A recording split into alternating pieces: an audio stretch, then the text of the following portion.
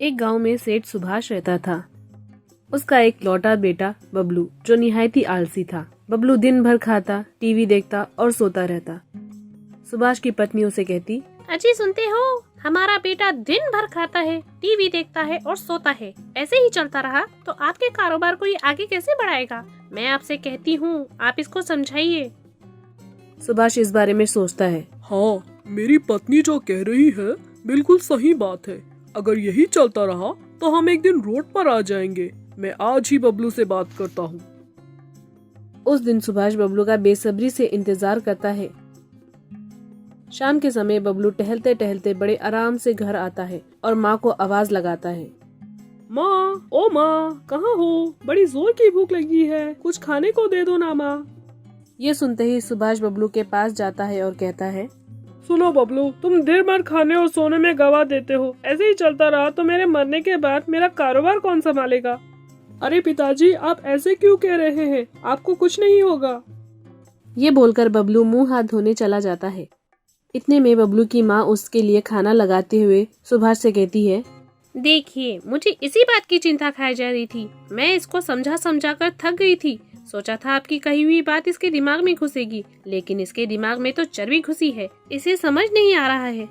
क्या काम करूं? आप इसे सख्ती से कह दीजिए, अगर ये अपना वजन कम नहीं करेगा तो इसे आप अपनी जायदाद से निकाल देंगे। ये तो बहुत कठिन बात है। आप ट्राई करके तो देखिए। ठीक है, जैसे तुम कहो। अगले दिन बबलू सुबह उठता है और अपनी माँ को आवाज लगाता है। माँ, माँ, क्या हुआ बेटा? आज नाश्ते में क्या बना है माँ? मुझे बहुत भूख लगी है। ये सुनकर बबलू के पिताजी को गुस्सा आ जाता है। नालायक, जब देखो जब खाना खाना। इतना बड़ा हो गया है लेकिन कभी तुमने मेरे काम में मेरी मदद करने की इच्छा नहीं दिखाई।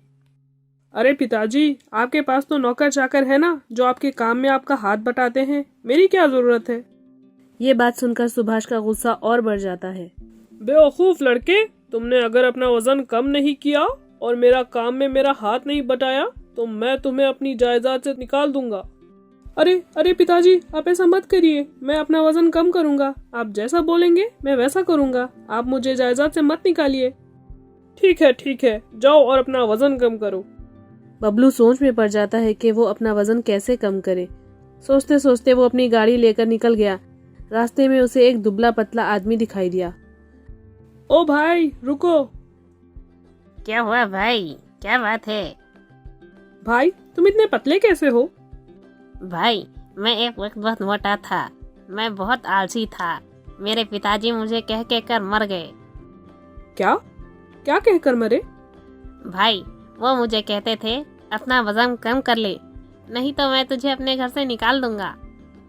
हाँ, तुम्हें भी ऐसे ही धमकी मिली? मतलब, मैं समझा नहीं। कुछ नहीं भाई, तुम आगे बोलो। हाँ, तो मैंने अपने पिताजी की बात नहीं सुनी और मेरे पिताजी अपनी सारी दौलत अनाथ आश्रम के हवाले कर कर मर गए। क्या तुम सच कह रहे हो भाई? हाँ भाई। ठीक है भाई, तुम अपना ख्याल रखो। मैं चलता हूँ। बबलू रास्ते में सोचता है कि खाना खाते हुए कोई वजन कम करवा सके ऐसे डॉक्टर को ढूंढना पड़ेगा। बबलू घर जाता है और माँ को खाने के लिए आवाज लगाता है। माँ, ओ माँ, खाने को दे दो, बहुत भूख लगी है। बबलू की आवाज सुनते ही उसके पिताजी वहाँ आ जाते हैं और कहते हैं, अरे नालायक, 24 घंटे तुझे खाना ही सूझता है। तुमने कोई उपाय ढूंढा है अपना वजन कम करने का? सोच रहा हूँ पिताजी। सोचते सोचते तुम्हारा वजन दुगना हो जाएगा। जल्दी कुछ करो वरना। हाँ पिताजी, मुझे पता है आप मुझे घर और जायदाद से निकाल देंगे। बबलू को एक डॉक्टर के बारे में पता चलता है। जैसे ही उसे पता चलता है वो दौड़ के उस डॉक्टर के पास जाता है और कहता है, प्लीज डॉक्टर, प्लीज, आपका उपकार होगा। आपने मेरा वजन कम करने में मेरी मदद कर दी तो। हाँ भाई, क्यों नहीं, हम आपका वजन बिल्कुल कम करेंगे। डॉक्टर के ऐसे बोलते ही बबलू बहुत खुश हो जाता है। तो बबलू साहब, करना ये है कि तुम्हें बाहर का खाना बिल्कुल कम करना पड़ेगा और सिर्फ चपाती खानी है, बिना तेल वाली, और कुछ कच्ची सब्जियाँ। डॉक्टर, मैं कच्ची सब्जियाँ कैसे खाऊंगा? मुंह से। मजाक कर रहा हूँ। तुम्हें खाने में खीरा, टमाटर, गाजर जैसी सब्जियाँ खानी होगी। ये खाने के 15 दिन बाद मुझे आकर मिलो। 15 दिन तक बबलू बाहर का खाना घर लाकर खाता है और चपाती पेट भर खाता है जब भी उसे भूख लगे। 15 दिन बाद वो डॉक्टर के पास जाता है और कहता है, ये क्या डॉक्टर साहब, आपने कहा था कि मेरा वजन बिल्कुल कम हो जाएगा, मगर देखिए मैं तो वैसे का वैसा ही हूँ। डॉक्टर परेशान हो जाता है और बबलू से पूछता है, तुमने क्या क्या किया इन 15 दिन में? आपने कहा था ना बाहर नहीं खाना, मैंने बाहर का खाना घर लाकर खाया। जब भी मन करे मैं 15 से 20 चपातियाँ खा लेता था, फिर भी मेरा वजन कम नहीं हुआ। ओ पागल इंसान, मैंने तुम्हें बाहर का खाना खाने से मना किया था।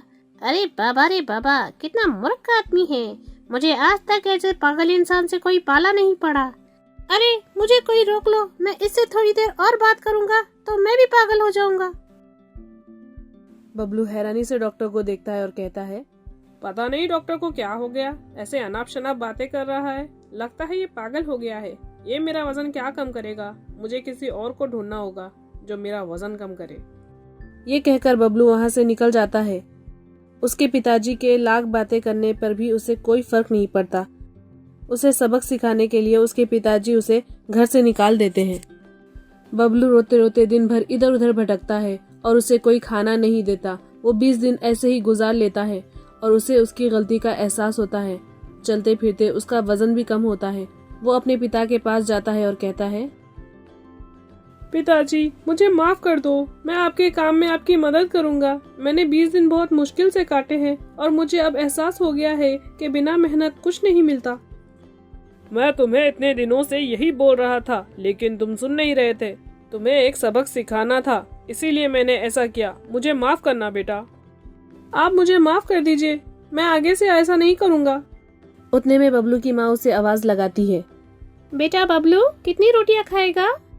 माँ सिर्फ 2 रोटी। क्या? हा हा हा, लगता है बबलू ज्यादा ही सुधर गया। हा हा हा, हाँ पिताजी। हा हा हा, हा हा